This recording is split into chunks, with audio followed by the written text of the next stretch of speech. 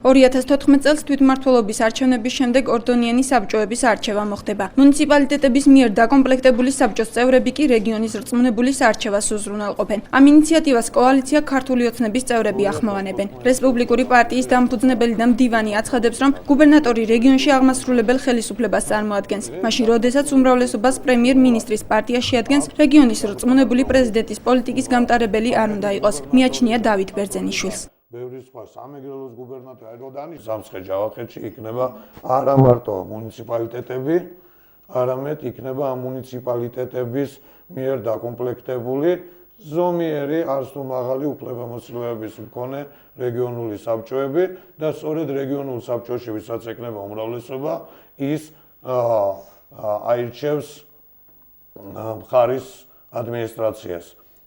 აღმასრულებელ ხელისუფლებას მხარეში, თქვა სამცხე-ჯავახეთში.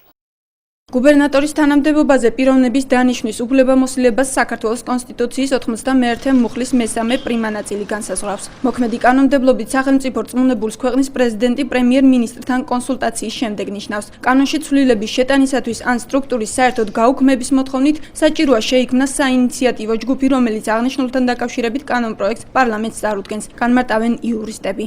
საინიციატივო ჯგუფი შეიძლება იყოს, შეიძლება იყოს დაინტერესებული მხარე და ნებისმიერი, რომელიც წარადგენს ამ კანონის პროექტს თუნდაც და თუ პარლამენტი კენჭს უყრის და დაამტკიცებს შევა შესაბამისად ცვლილება. რეგიონის რწმუნებულის აპარატის ფუნქციებში მეცხრე არხის მიერ გამოკითხული ადგილობრივების გარკვეული რაოდენობა კარგად ვერ ერკვევა. მოსახლეობის ნაწილს მიაჩნია, რომ გუბერნატორმა მხარეში უპირველესად დასაქმების პრობლემა უნდა გადაჭრას. ზოგიერთი კი გუბერნიის ინსტიტუტის მნიშვნელობას საერთოდ ვერ ხვდება. არ ვიცი, სულ არ ვიცი, გოგოჯან. ხალხი უნდა დაასაქმოს რაღაცა, რომ რაღაცა გააკეთოს. ჩვენ არც ერთი არ მუშაობს სახში ვზივართ ისევე და არავინ არ დაგვასაქმა არაფერში. მეტი ხარჯები მიდის, იმათ თავის მომსახურება უნდა რაღაცები. ეს უფრო გამგეობაში რომ იყოს. გამგეობისკენ რომ იყოს მიწერილი, უფრო უკეთესია ჩემის აზრით. ყველამ თავის საქმე უნდა აკეთოს. თუ კი მუნიციპალიტეტი შეძლებს ამ საქმის გაკეთებას, მაშინ გუბერნია ზედმეტია და თუ კი საჭიროა მაინც ზედამხედველი რომ ხარჯები თქვა ზუსტად განაწილდეს, მაშინ იყოს იცით რატომღაც არაკომპეტენტური ვერ და ვერ გეტყვით. და მთავარი ის არის რომ ხალხისთვის უნდა იზრუნონ და მუნიციპალიტეტი იქნება თუ გუბერნია ხალხს უნდა ემსახურებოდეს. ხელმძღვანელობა არის ხალხის სამსახურში ყოფნა.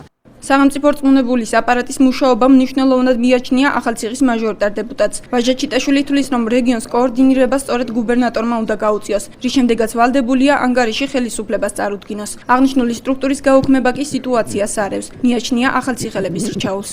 გუბერნიებს მე ემხრობი საჭირო აუცილებლად, ვინაიდან გუბერნატორი კოორდინაციას უწევს სამცხე-ჯავახეთში. ჩვენ რეგიონის მიხედვით რა ვიღოთ, კოორდინაციას უწევს მუშაობას გამგებლებისა და მთლიანად ადმინისტრაციული ორგანოების კონკრეტული მხარეში, სადაც კი არის დანიშნული ესათვის გუბერნატორი.